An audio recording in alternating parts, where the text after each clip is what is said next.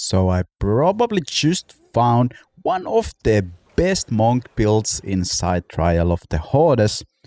And as you can see over here, we don't even need to really move here, at least at the start. Usually you use mystic allies and just run around in circles with the monk. But with this build, every time your enemy spams monsters, you just hit your Shimmelin, and other times you just stay inside your inner sanctuary and the monsters should go down while they are spawning in, if they do spam inside the inner sanctuary. And if they do not spam inside the inner sanctuary, your allies should do the work for you.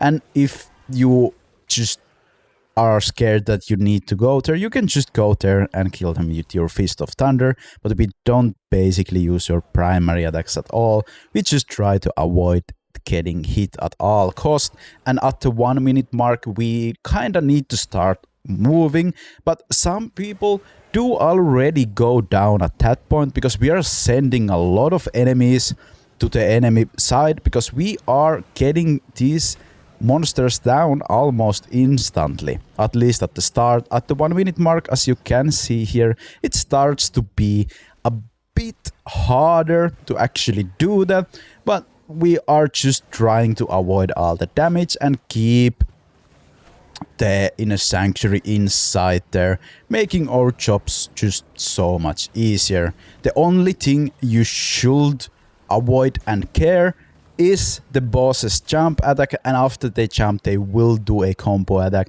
that you absolutely need to dodge. Otherwise everything is pretty fine, because we do have our heal ability over here, so if we do take some damage we just heal that.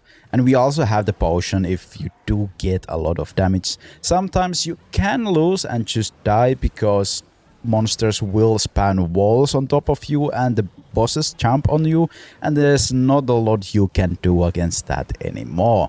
You can try to Fist of Thunder away, but you need to be pretty fast for that to happen. I have died few times to that and lost because of that, but basically if you do get to the end game, you probably win 99% of the games. As you can see here, we have almost 50% more, or we have about 50 more kills than the enemy side had, and my personal record is like 400 kills, so it's so easy to win with this build.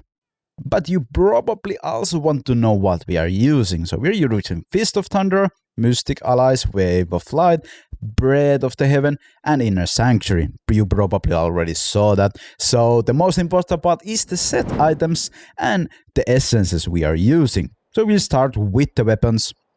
We are using Shutter Spall. This just spams the new Mystic Allies that will use a Shimmelin, and they will use the Cyclone Storm afterwards, and they run to the enemies. This is just a little help here. Then we have the Respite Sight.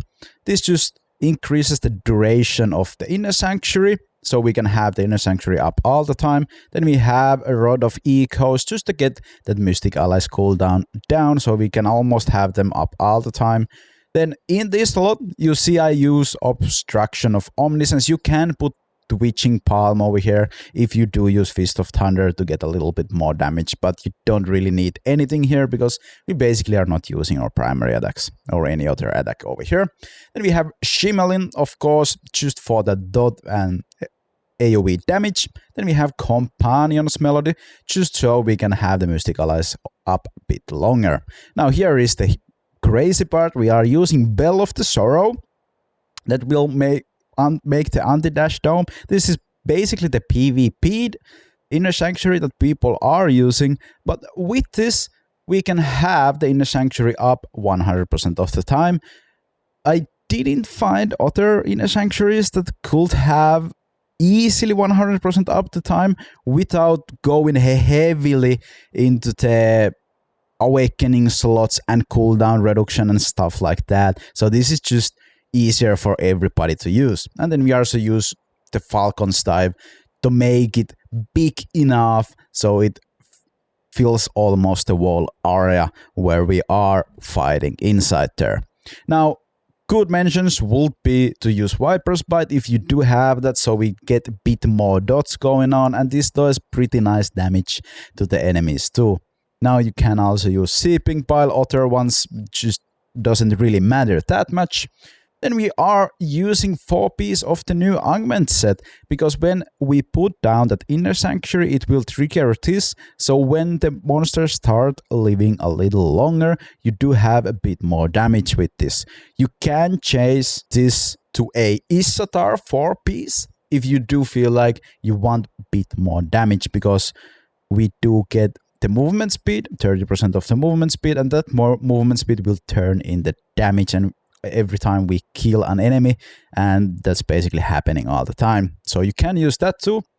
And then we use Craze's 4 piece, because again we put the inner sanctuary down, we have a lot of dots, so this will just increase our damage output, so we get rid of the enemies a bit faster. And this is all. With this you should have pretty good chances of winning in the Trial of the Hordes, at least with the monk.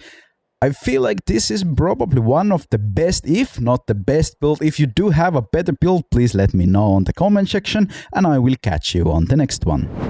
And here's a game where I failed a lot, so you can trust me, it's low effort, easy build.